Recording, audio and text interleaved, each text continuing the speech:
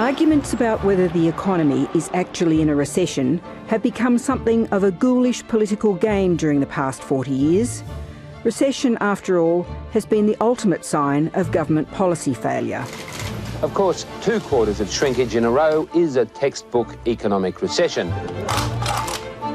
That technical definition has led to some nail-biting times for governments. Until today, forecasters would not have expected to apply the fit and well tag to the economy. The Hawke government had a reprieve in the March quarter of 1990. Those who wanted a recession, technical or otherwise, will be disappointed by these figures. Before finally conceding later that year. This is a recession that Australia had to have. There was a close call for John Howard and Peter Costello in 2001. GDP declined by 0.6%, a very disappointing result. And for Kevin Rudd and Wayne Swan in 2009.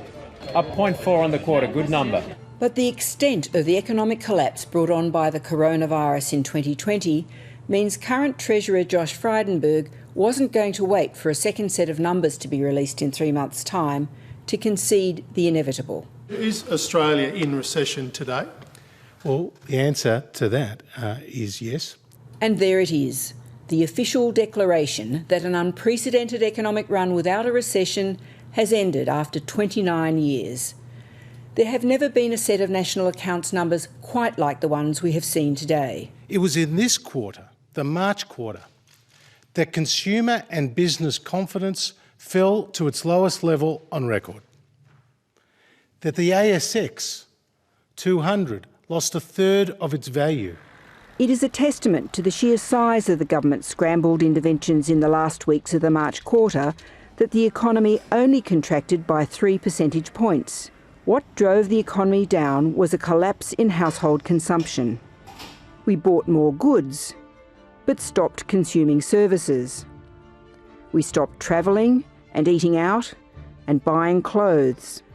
But offsetting all this was a huge surge in government income support and wage subsidies, starting to kick in as the quarter ended.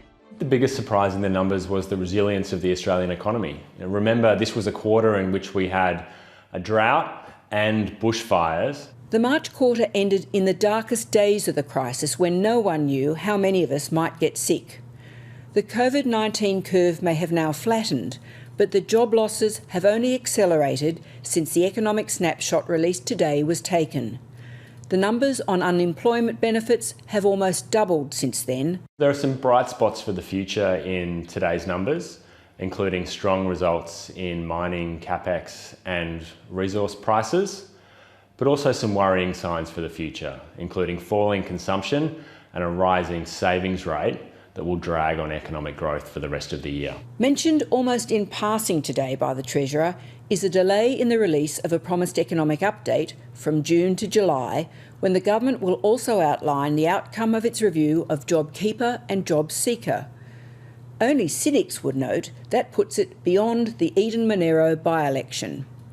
But it also extends the uncertainty about what the government will do once its current support measures stop in September. It is an absolute disgrace that the budget update has been delayed once again in these uncertain times. The truth is that not even the government really knows what is going to happen to the economy in coming months, other than it's going to be bad.